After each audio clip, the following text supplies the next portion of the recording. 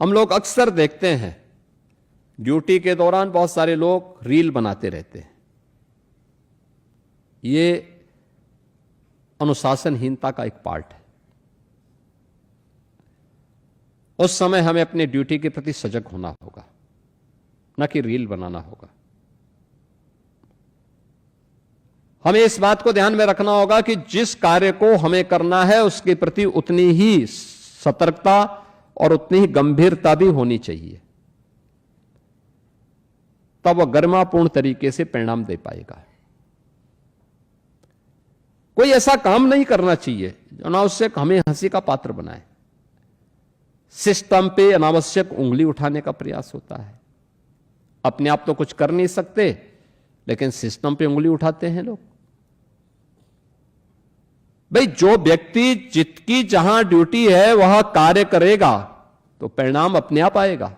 लेकिन अपने भावक से पूछिए, आज से 10 वर्ष पुराने के समाचार पत्रों की कतरनों को थोड़ा अवलोकन करिए, पत्र पत्रिकाओं के अवलोकन करिए, और उस पीढ़ी को, जिस पीढ़ी ने आपको आगे बढ़ने में मदद की है, अपने गुरुजनों से, अपने अभिभावकों से पूछिए, 2017 के पहले का उत्तर प्रदेश कैसा था, क्या होता था, पुलिस के बारे में जनता की धारणा क्या थी, प्रदेश के बारे में देश की धारणा क्या थी, प्रदेश की कानून व्यवस्था की स्थिति कैसे हुआ करती थी। हर दूसरे तीसरे दिन एवरेज एक दंगा होता था यूपी में, महीनों महीनों कर्फ्यू रहता था, उत्सव के पहले उपद्रव होने लगते थे। जब पुलिस के अधिकारी ही सुरक्षित नहीं रहते थे,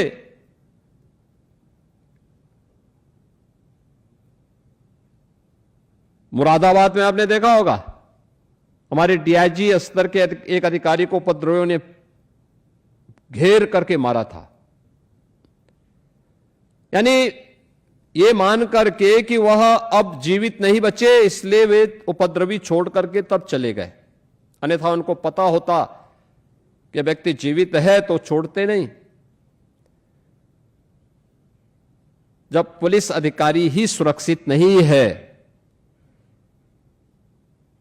एक सीट यानी डायरेक्ट आईपीएस अधिकारी जो डीआईजी के रूप में काम कर रहा है, अपनी सेवाएं दे रहा है, जब वो सुरक्षित नहीं था, कैसे अनुमान कर सकते हैं आप कि एक सामान्य नागरिक, एक महिला, एक बेटी, एक बहन, एक व्यापारी ये सुरक्षित रहता?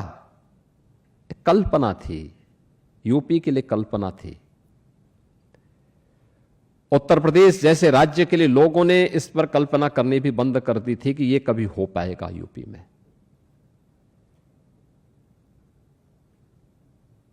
हम लोग लगातार वॉच कर रहे थे, क्योंकि मुरादाबाद की वो घटना मुझे भी याद थी, और हम लोगों ने फिर आने के बाद अपनी कार्रवाई को आगे बढ़ाया।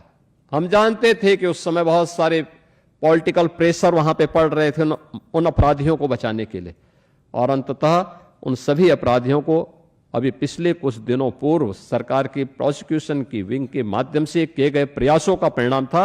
उन सभी को सजा हुई है, और इतनी गंभीर सजा हुई है कि आगे से अपराध करना उनकी कई पीढ़ियां भूल जाएंगी।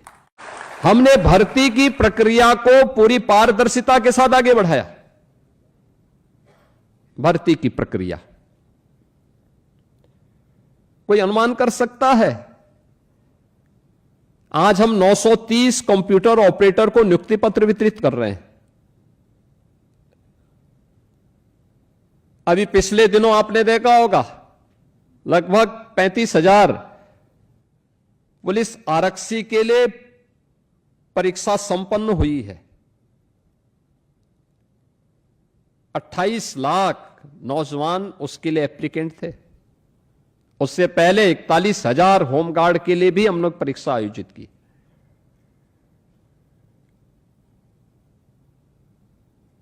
पिछले 9 वर्ष में 2.25 लाख पुलिस कार्मिकों की भर्ती हुई है अलग अलग स्टेजेस में। और ये सभी प्रक्रिया पूरी ट्रांसपेरेंसी रही, कोई सिफारिश नहीं, कोई भेदभाव नहीं।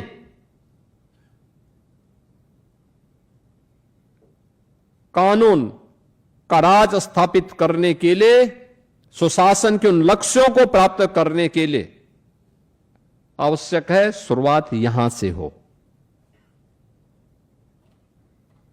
यहां से शुरुआत हो और फिर ट्रेनिंग की कार्रवाई को आगे बढ़ाना। मुझे याद है 17 में जब सरकार बनी थी,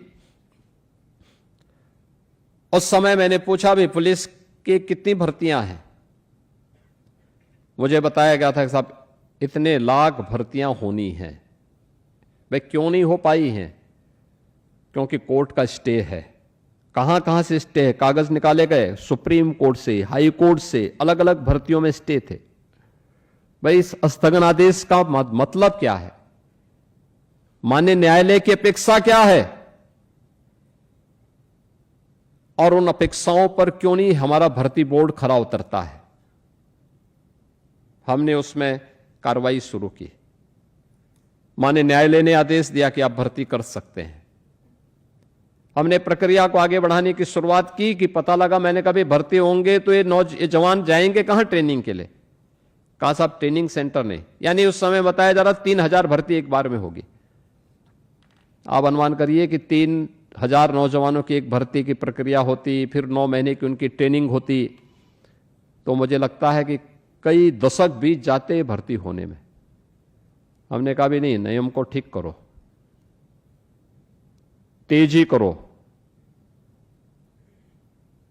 ट्रेनिंग की क्षमता जो 3000 थी, इसको बढ़ाने की आवश्यकता है। और आपने देखा होगा गत वर्ष हम लोगों ने 60,244 भर्ती की थी और सभी 60,244 की भर्ती को ट्रेनिंग हमने यूपी पुलिस के ही अपने केंद्रों में ट्रेनिंग भी दी है उनको, और वे ट्रेनिंग लेने के बाद सफलतापूर्वक अब फील्ड में जाकर के अपनी ड्यूटी करना प्रारंभ कर दी है। ये 60,244 जवान यूपी पुलिस के, यूपी के ही केंद्रों में। 17 में हमारे पास केवल 3000 की ट्रेनिंग की क्षमता थी, आज हमारे पास 60,000 ट्रेनिंग की क्षमता मौजूद है। आप जब कोई कदम उठाएंगे आलोचनाएं होंगी, उससे घबराए बगैर हमें आगे बढ़ना पड़ेगा। इंफ्रास्ट्रक्चर हमने डेवलप किया। पुलिस के जवान जिसके भरोसे हम इतनी बड़ी आबादी को सुरक्षा की गारंटी देना चाहते हैं, उसका स्वयं का ठिकाना नहीं था। टूटे हुए बैरक में रहने के लिए मजबूर होता था। आखिर सर्दी गर्मी बरसात उसके लिए भी तो है,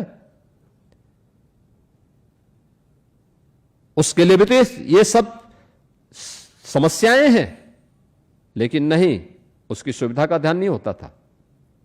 आज आप जाइए, प्रदेश के अंदर 56 जनपद ऐसे हैं जिस जिले के अंदर सबसे जो हाई राइज बिल्डिंग होगी वो पुलिस की बैरक होगी। पुलिस की बैरक, उत्तर प्रदेश पुलिस की बैरक, सबसे ऊंची सबसे बड़ी बिल्डिंग। यानी इसका मतलब यूपी पुलिस आज सबसे टॉप पर चल रही है। 54 जिले बताते हैं कि प्रदेश अब दौड़ रहा है, अब रेंग नहीं रहा है, अब दौड़ रहा है। ट्रेनिंग की क्षमता बढ़ाई गई, पुलिस की भर्तियों का कार्यक्रम प्रारंभ हुआ। 17 में हमने जब भर्ती की थी, हमें मिलिट्री से, पैरामिलिट्री से और दूसरे राज्यों से ट्रेनिंग सेंटर हायर करने पड़े थे। हमने उनके केंद्र लिए थे, वहां पे हम लोगों ने ट्रेनिंग करवाई थी। 60,200 की जब यहां भर्ती होनी थी, मेरे सामने फिर ये बात आई कि साहब अब किसी राज्य के पास खाली नहीं है, कहां हम करेंगे? हमने कहा हमारे अपने स्वयं के संसाधन हैं, हमारे अपने केंद्र हैं, यहां पर करो, लेकिन भर्ती हो जरूर। ये जो नौजवान जो दिन रात दौड़ता है, उसके सपनों को उड़ान देने का ये अवसर है और हमें ये करनी चाहिए भर्ती। और मैं धन्यवाद दूंगा कि यूपी उत्तर प्रदेश पुलिस भर्ती बोर्ड, भर्ती एवं प्रोन्नत बोर्ड ने बहुत अच्छी भर्ती की प्रक्रिया को संपन्न किया और वे सभी जवान अब अलग अलग थानों में, अलग अलग जनपदों में अपनी सेवा देने के लिए फील्ड में उतरे हैं। पुलिस कमिश्नरेट सिस्टम ये 1972 से चला रहा था, हिम्मत नहीं ले रहे थे। यूपी पुलिस आईपीएस को आईएएस ऐसा दबाते थे, फाइलों में ऐसा दबा देते थे, वो फाइल एक बार बंद हुई नहीं कि फिर वो कभी खुलती नहीं थी। यानी यमराज भी आ जाए तो आईएएस से फाइल खुलवाना तो कठिन ही हो जाता है, और यही होता था, वो खुलती नहीं थी। फिर पता नहीं कहां वो फाइल पड़ी थी। हमने 7 जनपदों में पुलिस कमिश्नरेट सिस्टम लागू भी करवा दिया। ये पुलिस रिफॉर्म का पार्ट है। जिनको पुलिस रिफॉर्म के बारे में जानकारी नहीं, वह पुलिस कमिश्नरेट सिस्टम पर उंगली उठाते हैं। जिनको पुलिसिंग की कोई जानकारी नहीं, वे उंगली उठाते हैं। कमिश्नरेट सिस्टम पर वे कटघरे में खड़ा करने का प्रयास करते हैं। ये वे लोग हैं जिनको आम नागरिक की सुविधा और उनकी सुरक्षा की चिंता नहीं। लेकिन यह किया गया, अवस्थापना सुविधाओं का विकास किया गया। उत्तर प्रदेश पुलिस में फॉरेंसिक लैब 4 थी, 75 जनपद, 25 करोड़ की आबादी। हमने उसको बढ़ाने का काम किया। आज मुझे प्रसन्नता है, 12 फॉरेंसिक लैब्स हमारे पास हैं। उत्तर प्रदेश पुलिस के पास अपना फॉरेंसिक इंस्टीट्यूट भी है, और अब तो हर जनपद में उत्तर प्रदेश पुलिस ने 6 अन्य ये ग्रेड की लैब भी बन रही हैं। साथ साथ हर जनपद में मोबाइल फॉरेंसिक वैन भी मौजूद हैं। हर जनपद में, बड़े जनपद में 3, छोटे जनपद में 2। अगर ये सब तैयारी पहले से नहीं होती तो 3 नए कानून को हम प्रभावी ढंग से लागू कर ही नहीं पाते। साइबर सिक्योरिटी का एक थाना था यूपी के अंदर, आज हर जिले में, सभी 75 जनपदों में साइबर सिक्योरिटी से जो साइबर थाना भी मौजूद है, और हर थाने में साइबर हेल्प डेस्क भी है। उत्तर प्रदेश पुलिस ने समय का उपयोग किया, काल चक्र के साथ उस प्रवाह को अपने ऊपर हावी नहीं होने दिया, बल्कि उस प्रवाह को अपने साथ लेकर के चली।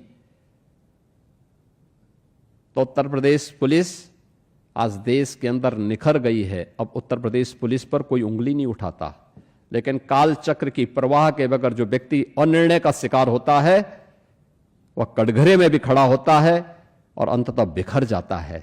हमने अपने कार्य पद्धति के माध्यम से जहां पे कार्य दिया जा रहा है, मैंने आपको कहा ना कि आप यूपी पुलिस के स्मार्ट पुलिसिंग की जो परिकल्पना है, उसके डिजिटल वॉरियर के रूप में आपकी बहुत बड़ी भूमिका होने जा रही है, और उस भूमिका का हिस्सा बनने के लिए आप सबको अपने आप को तैयार करना है। आपको इस बात को ध्यान में रखना होगा कि आज सबसे बड़ा चैलेंज है आज के समय में, कोई चीज अब आज के इस युग में किसी से छुपी भी नहीं रहती है। पहले नौकरी के लिए आप बाहर जाते थे, यूपी में तो नौकरी थी नहीं, यूपी के बाहर नौकरी करने के लिए जाते थे, वहां पहचान का संकट अलग था। पहचान आपको, आप बोल ही नहीं सकते थे साहब मैं उत्तर प्रदेश का रहने वाला हूं, नहीं बोल सकते थे, क्योंकि बोलते तो अगर आप उस योग्य हैं भी तो पहले ही आप उसके लिए इनएलिजिबल हो जाते हैं। और मैं मानता हूं आज आपको अपने ही राज्य में, अपने ही जनपद में नौकरी की संभावना आज आपके लिए मजबूत हुई है। साथ साथ अगर आपको लगता है कि कोई अच्छी अपॉर्चुनिटी बाहर भी है, वहां भी जाएंगे तो वहां पर आपको अब कोई मना नहीं कर सकता, वहां भी आपके सामने अवसर है। हमने प्रदेश के अंदर जो ट्रांसपेरेंसी लाने का कार्य किया, भर्ती आयोगों में, बोर्डों में, उसके परिणाम आए हैं। हमने 9 लाख से अधिक तो केवल सरकारी नौकरी दी है।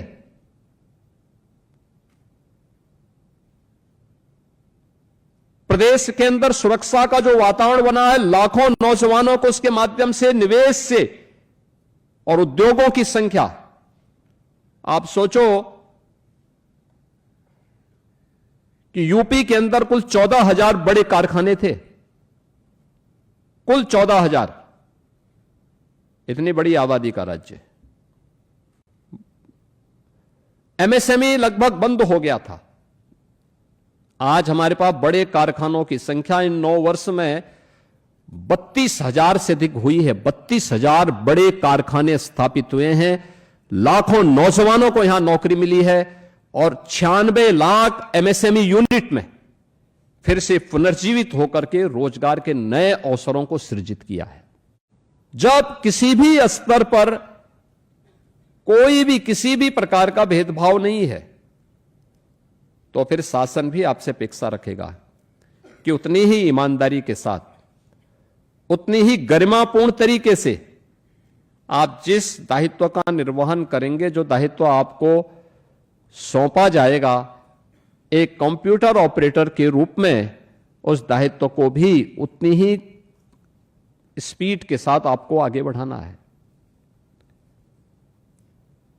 अनावश्यक पेंडेंसी समाप्त होनी चाहिए, टालने की प्रवृत्ति बंद होनी चाहिए।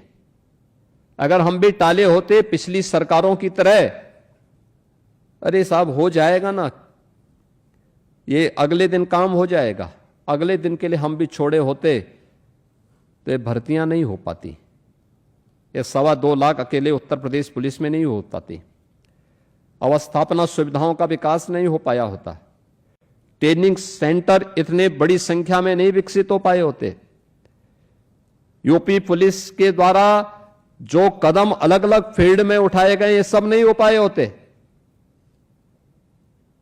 हर एक क्षेत्र ने कुछ ना कुछ नया किया है और उसके परिणाम आज सामने आए हैं। यूपी अब बेमारू राज्य नहीं है, देश की इकोनॉमी का एक ग्रोथ इंजन बनकर के देश के टॉप 3 इकोनॉमी में यूपी का नाम भी आता है। आज हर एक स्तर पर यूपी को सम्मान मिलता है। तो हम भी उस राज्य के निवासी हैं जो देश की अर्थव्यवस्था में अपना योगदान दे रहा है। अब भारत सरकार की कोई भी स्कीम आती है, यूपी नंबर 1 पर अन्यथा नंबर 2 पर रहता है, बॉटम में नहीं रहता है, टॉप में रहता है, टॉप में। और उसी यूपी को उस पहचान दिलाने के लिए आप सबको कार्य करना है अपने अपने फील्ड में रह करके। ये केवल मेरे स्तर पर, मंत्रियों के स्तर पर या जनप्रतिनिधियों के स्तर पर या चीफ सेक्रेटरी या डीजीपी के स्तर पर नहीं, बल्कि सबकी सामूहिक टीम एक साथ प्रयास करके अपने अपने फील्ड में काम करना प्रारंभ करेगी तो परिणाम आने में देर नहीं लगेगी।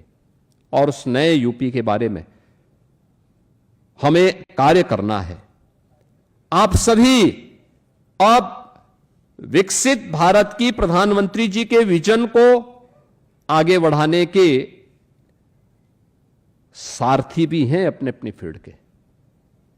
आप सभी को उस फील्ड में नेतृत्व देने के लिए तैयार होना होगा।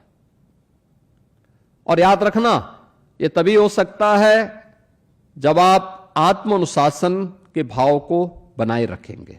अभी सब्सक्राइब कीजिए देश के भरोसेमंद न्यूज चैनल 9 PM तक को, क्योंकि अब हर खबर, हर सच्चाई और हर आवाज पहुंचेगी आप तक। देश से लेकर विदेश तक, गांव से लेकर शहर तक, हर पल, हर दिन आपके साथ आपका अपना न्यूज चैनल 9 PM तक।